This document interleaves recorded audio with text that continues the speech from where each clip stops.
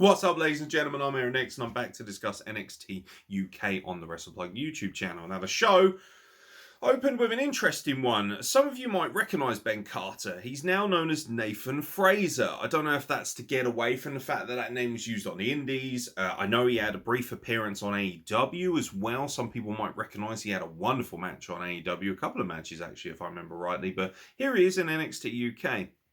And I don't blame him for choosing to work there because it's closer to home, and it also affords him the opportunity to work on a major platform still. So I've seen a few very snide remarks on Twitter from, shall we say, AEW Mark saying, oh, you know, fucking what a waste. He could have been so good here, blah, blah, blah. Well, ultimately, it's down to the wrestler, not you. You're not the one paying their bills. They are. So be a good fan and support the wrestler irregardless. Now, he took on Ashton Smith, and no offense if Ashton Smith for some ungodly reason ends up watching this, he just seemed a bit dull. I'm sure he's a lovely bloke. Now, one thing I will say is he's a big meaty hoss of a man, so I was going to support him regardless. But it quickly dawned on me that these guys are world class at wrestling. Particularly Ashton Smith, actually. Everyone knows what Nathan Fraser can do. Fun fact about Nathan Fraser, actually. One of my really good friends, Kieran, who hasn't been on a podcast for many a moon, actually designed some of his original gear. So that was pretty cool. Just thought that was worth a mention. Shout out to my mate, Kieran. He's he was at CC Kieran on Twitter, and he's really good if you want ring gear design. He is really, really good at that kind of stuff, so hit him up. I thought it was a fine match, actually. It got more and more physical as it went along. Couple of noticeable botches, but I'm not going to critique, because when you have a style like Fraser's, ultimately you're going to make the odd mistake. That's just the way it is. I love the coast to coast. My old man yelling at clouds critique will tell you that I wasn't a huge fan that the coast to coast didn't finish the match. I felt like it should have. However, his frog splash is gorgeous. We have got so many guys in wrestling right now who can do great frog splashes. But to me, actually, the standout of this match was Ashton Smith, because you knew that Fraser was going to be winning, and this was going to be a platform for him to get over. They're obviously building him the right way, and rightfully so. He's an incredible talent. But Ashton Smith, so physical, so powerful, so real. Yeah, you made a believer out of me, sir. So I apologise for thinking you were boring when you first came out, because by the end of this match, I was really fucking impressed. And I've seen Ashton Smith before, but not enough, really. And I haven't been watching this brand enough to really form a proper opinion of him. But after seeing that match, I'm definitely hoping that we're going to see more of him, because he felt quite believable and quite legitimate. I guess someone like Ashton Smith, it's just a matter of getting that character work up a little bit and drawing in people with a genuine gimmick, because you're on the WWE platform, and of course gimmicks kind of rule the roost there. But yeah, got all the potential in the world, and obviously being from Manchester as well, I love Manchester, so I've got all the time in the world for Mr. Smith. But a great match, to be fair. Good stuff. Well done, lads. The women's stuff was utterly fantastic as well. Even though this show's only an hour long, they still found time to fit in an absolute banger of a women's match. Now, it's no shame that everybody's probably going to pale in comparison this week to what Britt Baker and Thunder Rosa did, but this was fantastic. Dani Luna versus Mako Satamura. Oh, I could watch Mako Satamura wrestle, honestly, for the rest of my life, and I'd be happy. She is genuinely the best in the world. She is, isn't she? She's so special, so unique. There's a presence. As soon as she comes out, you see the entrance, you see the glamour of it almost, and the prestige and the honor that comes with it. It's very traditional as well. And she just looks like a prized assassin. You know, I mean, her versus Xia Li down the line could be really, really special. I feel like that's got a lot of credibility and a lot of excitement, and also a real great clash of culture there as well. Very good for the worldwide audience. But let's not forget, Dani Luna was in this contest, and she's fucking fantastic. You know, lovely, wonderful human being, lovely soul. A lot of people I know, for instance, I had Bronco Brendan White on the podcast. He spoke so highly of her and how much of a cool person she was. She's so well respected in the Dragon pro/Welsh kind of area of wrestling, and here she is putting in an amazing performance. How wonderful to see Mako Satamura on the roster, making sure that every single woman gets her shit in and gets a good match. And I think that's fantastic, because it could be very easy for her to just go out there and squash a few women and then get right back in the title hunt. And no, she's here to really help improve this division. And I imagine having Mako Satamura backstage alone is a wealth of knowledge that you're just not going to get anywhere else. So I think it's fantastic for Danny Luna as well. And I think it's fantastic for all the women on this roster, because they all get exposure and they all get to wrestle Mako Satamura. And they all get to say they wrestled her as well. How fucking awesome is that? Big fan of that. Really big fan. Little bit of nonsense, as per usual. In between, Xia Brookside, of course, taunting poor Nina Samuels. Virgin on bullying now, Xia. Be nice to her. Be nice to her. She's just forcing her to get the chalk bucket, and then she kicks it over and everything like that. Yeah, it's cool. Hopefully it'll be drawing to a conclusion soon enough, because it's same old every week, but it's always lovely to see these two women. I feel like they're excellent competitors, actually. Would like to see them wrestling more, please, NXT UK, not just taking part in these shenanigans backstage. I love the Isla Dawn vignettes as well. Not only is she beautiful, but it's just got a great feeling to it, and also slightly eerie. It does give you a bit of a chill. You think, oh, it's a bit cold, isn't it? You know, they run this show off of a reasonable budget. And of course, it's got the WWE umbrella. But I wouldn't say that this show is, you know, packed full of financial strength. So for them to cut these kind of promos that they do and these vignettes that they do with such professionalism, and for them to look so good, I actually think is really cool. I really do.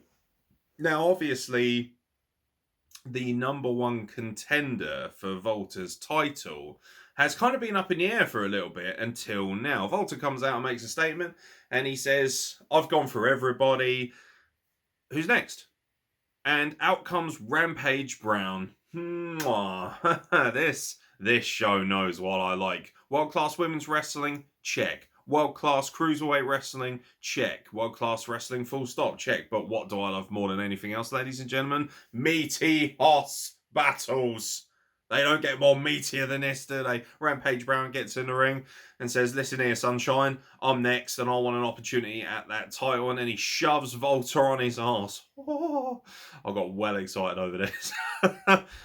This is going to be a fucking collision. I absolutely can't wait. Now, they spoke about NXT UK Prelude, which will be on the 8th of April, I believe, on a Thursday. This will probably be actually, the fact that it's called Prelude is probably a good thing, because it will be a prelude to TakeOver, which will be later in the day. I think this is going to be awesome. There's going to be some wicked wrestling that week. Wednesday, you've got the first part of TakeOver. Then Thursday, you've got the second part of TakeOver. But before that, we're going to get this incredible exhibition of NXT UK matches. And Volta versus Rampage Brown as the main event of this. Mwah. Perfect. No problems whatsoever. Simple, effective, world-class wrestlers with easy booking as well. No nonsense here, no frills, no over-the-top pyro. Volta comes out looking like the handsome devil that he is. Rampage Brown comes down also looking like the handsome devil that he is. And yeah, he just gets in the ring, gets in his face, shouts a few words at him, shoves him on his arse. That'll do. That'll do. What else do you need? Brilliant. These are two lads who are going to slap the everlasting shite out of each other, and I'm here for it. And speaking of slapping the everlasting shite out of each other, in your main event, Jordan Devlin defended his cruiserweight title against a very slim-looking Trent Seven. Whoa, the dapper gent has definitely slimmed down. Well done, sir. You look in fantastic shape. 204 pounds and a quarter. Kayfabe or not, looking fantastic. And this match was obviously fantastic. Now, it's difficult to talk about Jordan Devlin matches for a lot of people because of allegations and whatnot, but ultimately we believe in fairness here, and we believe in innocent until proven guilty at the Wrestle Plug. And that might ruffle a few feathers, but I'm still going to cover what's put in front of me until there is strong evidence to suggest this person is, frankly, an awful human being. There isn't right now, so therefore I am going to cover this match as well as I can. Jordan Devlin is genuinely one of the better wrestlers in the world. He is world class. He is an Irish ace. Obviously, everyone was rooting for Trent Seven. I think the problem with this match for me was, even though it was fantastic, was that I knew that he wasn't going to win the title.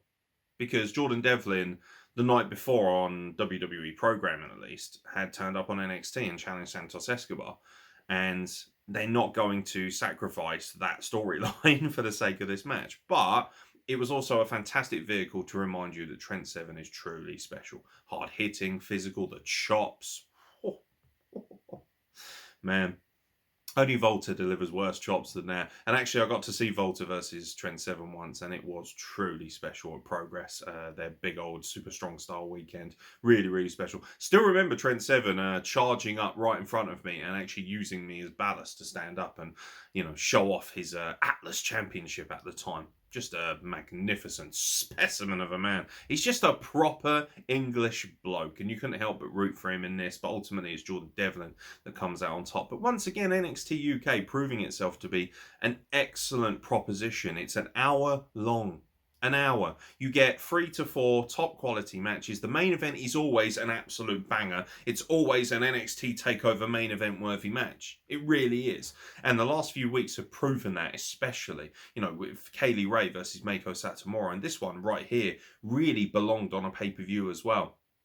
And it's a shame that there is such a strict regulation right now, of course, because of COVID, because a lot of these matches would belong on a magnificent takeover. And I really hope that they're going to push the NXT UK brand more and have more takeovers over here, because I think that's a good thing for British wrestling. The independents can still work around them. Why can't we have our own kind of WrestleMania style weekend with a huge takeover and all the independent shows kind of converging, maybe on a bank holiday weekend, and having shows around that? Could be great stuff. But NXT UK, phenomenal as always, actually. Genuinely one of the best shows of the week. And a lot of that has to do with the incredibly short time frame, the great characters, and also people that I'm genuinely invested in. People that I've followed for so many years and have supported, and also their women's division especially. It's really, really magical. And I don't see why so many of these world-class talents should be ignored just because a couple of twats decided to queer the field. Excuse my expression. But, ladies and gentlemen, thank you very much for checking out my NXT UK podcast. If you are watching this on a Friday, good news. It's our 4-year anniversary, 500 episodes as well. I'll be doing a Q&A over the weekend, so if you'd like to ask me quite literally anything podcast related or wrestling related, maybe you want to ask me who my favourite wrestler is, maybe you want to ask who my least favourite wrestler is, maybe you want to ask who my favourite interview was. Doesn't matter what it is. Anything is on the table, providing that it is asked with a certain level of respect. And if it's not, I'll still answer it. I'll just roast your fucking ass. It's as simple as that. But ladies and gentlemen, if you do want to send in any questions to me, it's at WrestlePlug.